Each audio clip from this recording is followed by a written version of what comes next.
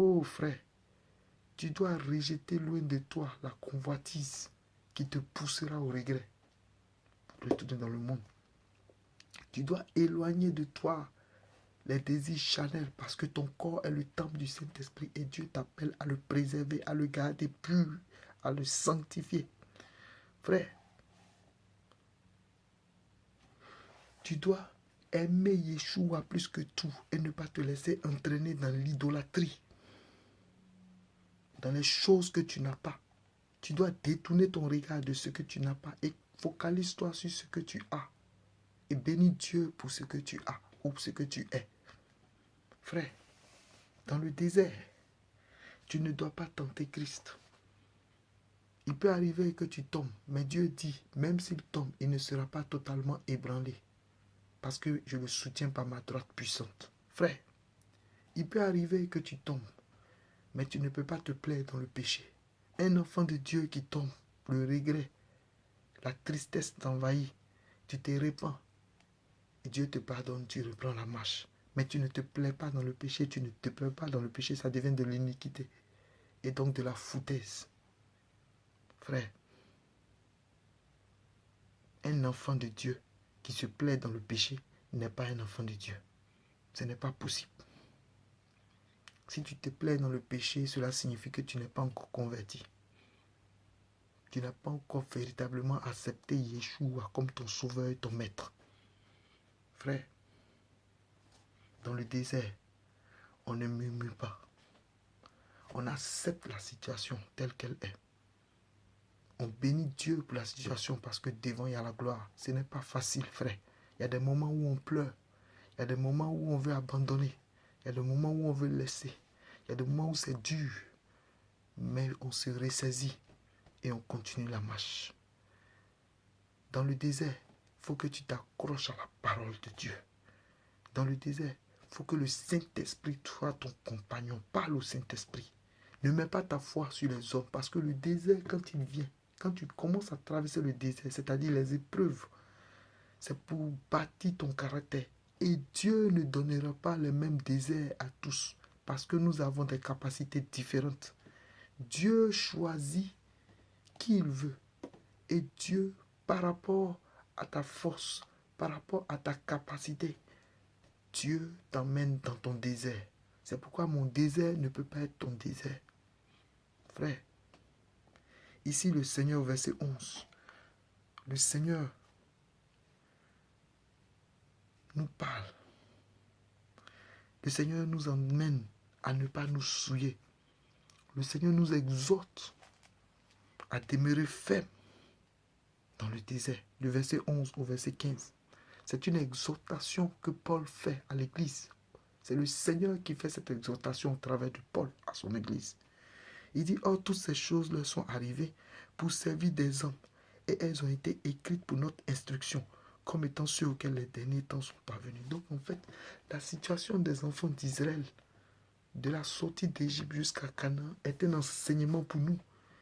Et ça a été écrit afin que nous puissions apprendre de cela et marcher. Leurs erreurs doivent nous servir de leçon. Parce que Dieu ne veut pas nous détruire. Dieu ne veut pas que tu périsses dans le désert. Le but de Dieu est que tu sois formé, aguerri pour son œuvre. Oh, Jesus. Son désir n'a jamais été qu'un enfant d'Israël périsse dans le désert. Mais à cause d'eux-mêmes leur péché, de leur rébellion,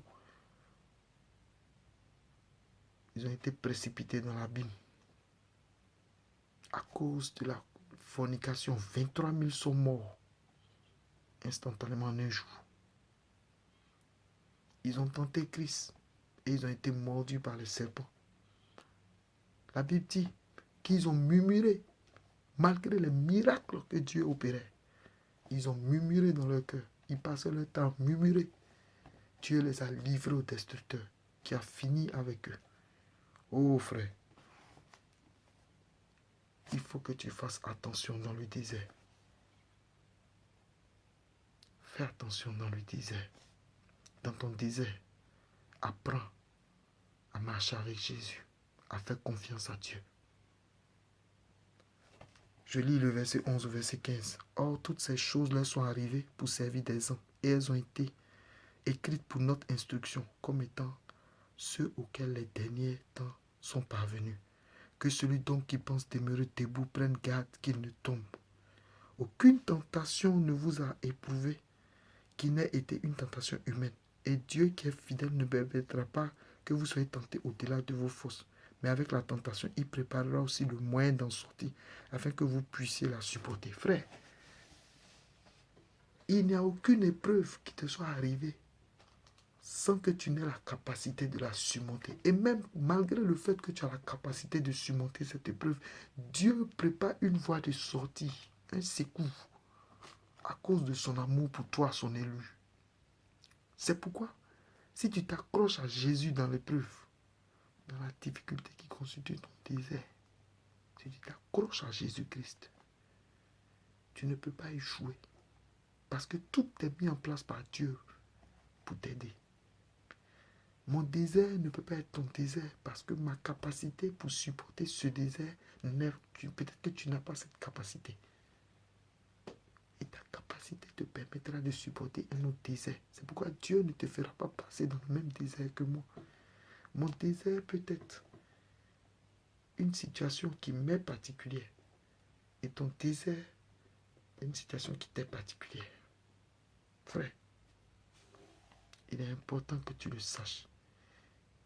Que la force que Dieu a mis en toi te permet de supporter cette épreuve dans laquelle tu te trouves. Et c'est parce que c'est toi. C'est pourquoi tu es dans cette épreuve. Ce n'est pas quelqu'un d'autre, mais c'est toi. Parce que tu as cette capacité-là. Dieu a mis en toi cette capacité-là pour supporter ce désert. Frère, et malgré le fait que Dieu ait mis cette capacité en toi, Dieu également a ouvert une porte, un secours pour te permettre de supporter. C'est pourquoi, mes bien-aimés, fuyez l'idolâtrie. C'est-à-dire, Dieu nous exhorte à ne pas nous focaliser sur ce que nous n'avons pas, à ne pas aimer ce que nous n'avons pas, mais à plutôt bénir Dieu pour ce que nous avons, pour ce que nous sommes. Parce que plus tu te focalises sur ce que tu n'as pas, ça devient de l'idolâtrie. Parce que tu n'as pas de femme, tu te focalises sur ce sujet, ça devient de l'idolâtrie. Et Dieu hait l'idolâtrie. Dieu est jaloux. Dieu s'appelle jaloux. Dès le moment où tu aimes quelque chose d'autre plus que lui, Dieu, ça devient de l'idolâtrie. C'est de la prostitution. C'est de l'adultère. Parce que nous sommes l'église, mariée à Christ. Frère, même si tu n'as pas d'enfant, même si tu n'as pas de mari, même si tu n'as pas de femme, même si tu n'as pas de travail, même si tu es dans une situation difficile, quelle que soit ta situation, cette chose qui te manque là, il ne faudrait pas que tu l'aimes plus que Dieu. Ne mets pas toute ta pensée, toute ta force, toute ton énergie sur cette chose que tu n'as pas. Mais focalise-toi sur Jésus et bénis-le pour ce que tu as, pour ce que tu es, pour la vie que tu as, pour la santé que tu as. Alléluia. Ils disent, je vous parle, verset 15, comme à des personnes intelligentes. Jugez vous-même de ce que je dis. Frère, c'est tellement clair. Dieu nous aime et Dieu veut notre bien. Dieu nous a donné l'intelligence pour comprendre à travers son Fils Jésus-Christ. Et Dieu veut tellement que tu réussisses. Dieu veut tellement que tu le retrouves au ciel qu'il a tracé les chemins qui mènent à lui. La voie qui mène à lui, Dieu. Et Dieu nous enseigne chaque jour. Et Dieu nous apprend que la vie des enfants d'Israël dans le désert, de la sortie d'Égypte jusqu'à Canaan, est un enseignement pour nous chrétiens aujourd'hui. Et Dieu nous montre la voie que nous devons suivre, le chemin que nous devons suivre, la voie dans laquelle nous devons marcher.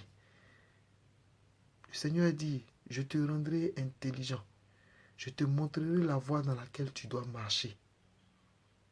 J'aurai mon regard sur toi. Je te conseillerai et je te guiderai. Frère, le Seigneur est magnifique. Jésus est rempli d'amour et de compassion pour son peuple. Le désir de Jésus n'est pas que tu périsses dans ton péché, mais que tu sois sauvé.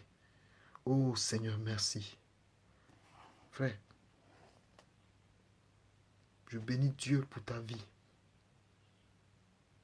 Parce que Dieu te fait comprendre que ton désert n'est pas une situation éternelle, mais ton désert est ton moment de formation. Ton épreuve vient pour te bâtir. C'est pourquoi tu dois faire confiance à Yeshua.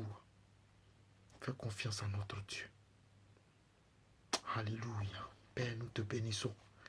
Nous te rendons gloire pour ce moment puissant que nous avons partagé. Seigneur, que ton nom seul soit béni, que lui seul soit glorifié. Prends toute la gloire et toute la louange, Seigneur Jésus. Que cet enseignement fasse du bien à ton peuple et que des vies soient impactées, Père. Au nom puissant de Jésus, reçois toute la gloire et toute la louange, Père. Au nom de Jésus de Nazareth, j'ai prié. Amen.